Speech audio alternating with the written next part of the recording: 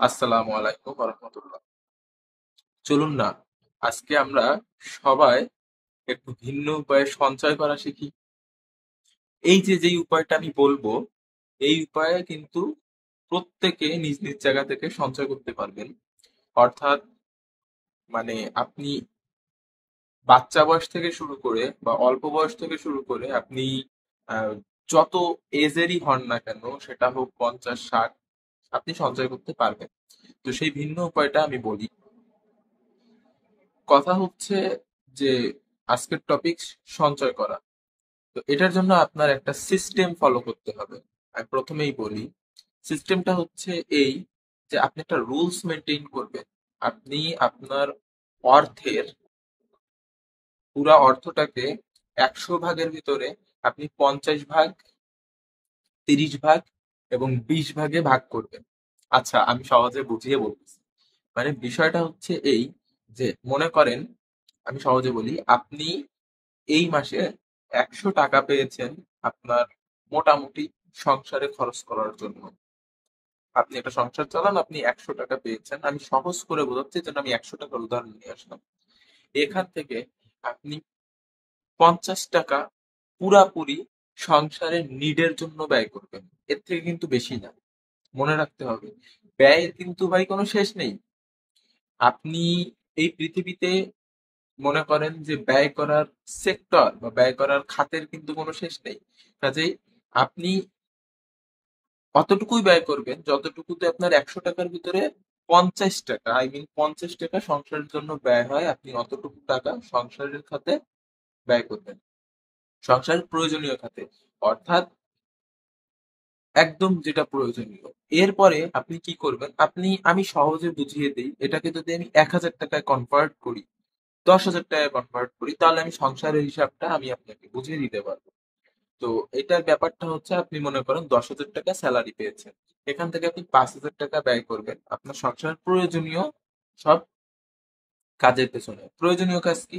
আপনার বাজার করা, আপনার বাসায় চাল কেনা, আপনার কারেন্টের বিল দেওয়া, আপনার পানির মিটারের বিল দেওয়া, ওয়াসার বিল দেওয়া, গ্যাসের বিল থাকলে গ্যাসের বিল দেওয়া। আপনি এইগুলাকে চেষ্টা করবেন এই 10,000 টাকার ভিতরে 50 ভাগ, অর্থাৎ 5,000 টাকার ভিতরে কমপ্লিট করার। এখন আপনার ইনকাম দেখা যাচ্ছে খুবই কম, আপনি খুব এলাহি জীবন করতে চাচ্ছেন, তাহলে কিন্তু আসলে 5,000 টাকার ভিতরে আপনি কমপ্লিট করতে পারবেন না। আপনার আয় বুঝে ব্যয় করতে হবে এবং আপনার মাথায় রাখতে হবে, আমি 50 ভাগের বেশি আমি সংসারের পেছনে ব্যয় করব না। তো আপনাকে 50 ভাগ টাকা সংসারের পেছনে ব্যয় করতে হবে, তাই তো?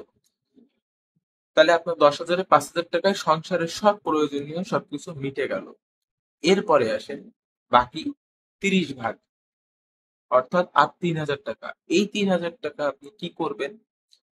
এই যে 3,000 টাকা, এটা দিয়ে আপনি আপনার দেখা যাচ্ছে অনেকে দেনা থাকে, বাকি থাকে, আপনার অনেক জায়গায় দেনা বাকি থাকতে পারে, বা আপনার তো কোনো শখ আহ্লাদ থাকতে পারে, আপনার ফ্যামিলির লোকজনদের শখ আহ্লাদ থাকতে পারে। যে দেখা যাচ্ছে যে শীতকাল আসতেছে, উইন্টার সেশন, আপনার এই সময় হয়তো কিছু নতুন গেঞ্জি লাগতে পারে, আপনার বাচ্চার জন্য জামা কাপড় লাগতে পারে, আপনার স্ত্রীর জন্য, আপনার মা, আপনার ভাই বোনেদের জন্য লাগতে পারে। সো এটা হচ্ছে কিন্তু নিডি না, এটা কিন্তু প্রয়োজনীয় না। এটা প্রয়োজনীয়, বাট এটা প্রথমটার মতো প্রয়োজনীয় না, যে প্রথমটার থেকে আমি আপনাকে 50 ভাগ শুধু সংসার প্রয়োজনীয়তার ক্ষেত্রে ব্যয় করতে বলেছি, অর্থাৎ চাল ডাল বাজার ঘাট, কারেন্টের বিল, পানির বিল, এইগুলা। এটা কিন্তু ওগুলার মতো না। সো আপনাকে আমি হয়তো বোঝাতে পারছি, আপনি 30 ভাগ, অর্থাৎ এই 10,000 টাকা, 3,000 টাকা আপনি এগুলাতে ব্যয় করবেন। যে আপনার যদি জামা কাপড় বা কোনো শখের কিছু থাকে, সেইগুলো আপনি পারচেজ করলেন, অর্থাৎ ক্রয় ক্রয় করলেন। এইভাবে আপনি আপনার কিছু লোন থাকলে আপনি সেই লোনের কিস্তি আপনি পরিশোধ করলেন, ইনস্টলমেন্ট আপনি পরিশোধ করলেন ওই 3,000, অর্থাৎ 31 ভাগ থেকে। তাহলে কি হলো? আপনার 100 ভাগের টাকার ভিতরে 80 ভাগ টাকায় আপনার সবকিছু শেষ হয়ে গেল। তাই তো? আর বোঝাতে পারছি? এখন থাকলো 20 ভাগ টাকা। আসেন, আপনি 20 ভাগ টাকা এক কথায় সঞ্চয় করবেন। আমার কথা বোঝানো হচ্ছে? আপনি এই 20 ভাগ টাকায় হাত দেবেন না, আপনি 20 ভাগ টাকাটা সেভ করবেন। এখন আপনি 20 ভাগ টাকাটা কি করে সেভ করবেন, আমি এটা সহজ উপায় দিয়ে দিই। আপনি যেই দিনই আপনি টাকা হাতে পান, আপনি স্যালারি হাতে পান, আপনি একসাথে টাকাটা হাতে পান, বর্তমানে বিভিন্ন অ্যাপস আছে, ব্যাংকিং অ্যাপস আছে। আপনি অ্যাপসের মাধ্যমে আপনি বিকাশ থেকে হোক বা ডিরেক্ট অ্যাপস থেকে হোক বা আপনার এটিএম বুথে আপনার যেগুলো হচ্ছে ক্যাশ রিসিভ করে যারা সেখানে হোক, আপনি ওইখানে যে আপনার টাকাকে ভাগ করবেন 100 ভাগে, এর ভিতরে 20 ভাগ টাকা আপনি রেখে আসবেন শুরুতেই। দেরি করবেন না, দেরি করলে ওই টাকা ভাগা হয়ে যাবে। আপনি 80 ভাগ টাকা হাতে রাখবেন, 20 ভাগ টাকাটা আগেই রেখে আসবেন, তাহলে দেখবেন ওই 50 ভাগ টাকা দিয়ে আপনি আপনার প্রয়োজনীয় কাজগুলো করতে পারতেছেন।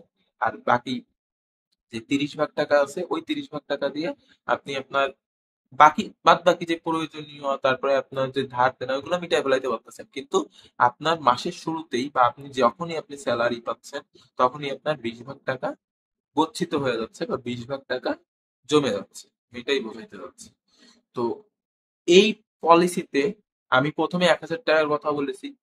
মানে যাদের আয় সীমিত অর্থাৎ স্টুডেন্ট যারা, তারা এইভাবে তোমরা সঞ্চয় করতে পারো। 20 ভাগ টাকা, 1,000 টাকায় 200 টাকা তুমি সেভ করে রাখো প্রথমেই। 800 টাকা দিয়ে তুমি তোমার কাজ এইভাবে চালাও। 10,000 টাকা যে আয় করেন, সে 20,000 টাকা প্রথমে, সরি, সে 2,000 টাকা প্রথমেই আপনি সঞ্চয় করে রাখেন। 8,000 টাকা দিয়ে আপনি আপনার এই কাজগুলো করে নেন। সো এটাকে অর্থনীতির ভাষায় আবার আপনার 50-30-20 রুলসও অনেক সময় বলা হয়ে থাকে। সো এই এই 50, 30 এবং 20 ভাগ, এই নিয়ম বা এই রুলস ব্যবহার করে আপনি সঞ্চয় করতে পারেন। এখন আপনাকে আমি হয়তো বোঝাতে সক্ষম হয়েছি যে এই উপায় সঞ্চয় সবাই করতে পারে। কে না পারে ভাই? যে 10 টাকার মালিক, সেও কিন্তু 10 টাকাকে 5 টাকা সে তার প্রয়োজনীয় কাজে খরচ করতে পারে, 3 টাকা সে তার তার থেকে কম নিডি, তার থেকে কম প্রয়োজনীয় কাজে খরচ করতে পারে, আর 2 টাকা সে সঞ্চয় করে মাটির ব্যাংকে ফেলাই দিতে পারে।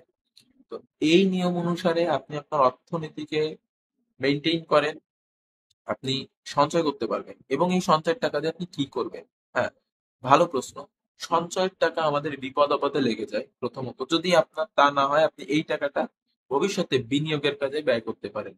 যে কোনো বিনিয়োগের কাছে দেখা যাচ্ছে আপনার কাছে একজন লোক আসলো ব্যবসা করার জন্য, সে তার একটা ভ্যান লাগবে, সে ফুচকা চটপটির স্টল দিবে, ভ্যান লাগবে। আপনি ওই যে প্রতি মাসে 2,000 করে, বা আপনি আপনার জমানো অর্থ যে 20 ভাগ করে রাখছেন সেখান থেকে আপনি তাকে একটা ভ্যান কিনে দিলেন, দিয়ে বললেন এই ভ্যানে তোমাকে আমি কিছু টাকা দিয়ে দিচ্ছি, তুমি ভ্যানটা কিনে নাও, তোমার বিজনেস পারপোজ লাভ হলে লাভের থেকে আমাকে কিছু অংশ দিও, লস হলে দেওয়া লাগবে না, বা লস হলে নিও। আপনি এইভাবে আপনি আপনার কাজ শুরু করতে পারেন। আপনি ওই টাকা দিয়ে আরো অনেক কিছু করতে পারেন। তো আজকে যদি এত কিছু বলি, ভিডিও অনেক লম্বা হয়ে যাবে। তো কথা হচ্ছে এইটা যে আমি মোটামুটি বুঝাই দিলাম যে আপনি কিভাবে আপনার অর্থটাকে সেভ করতে পারেন। তো আমার ভিডিও ভালো লাগে থাকলে আমার চ্যানেলে লাইক দিয়ে দেবেন, ভিডিওতে আমার চ্যানেলটা সাবস্ক্রাইব করে দেবেন, আমার সাথে থাকবেন, আমার পাশে থাকবেন। পরবর্তী ভিডিওতে ইনশাল্লাহ দেখা হবে। আল্লাহ হাফেজ। ধন্যবাদ। আসসালামু আলাইকুম।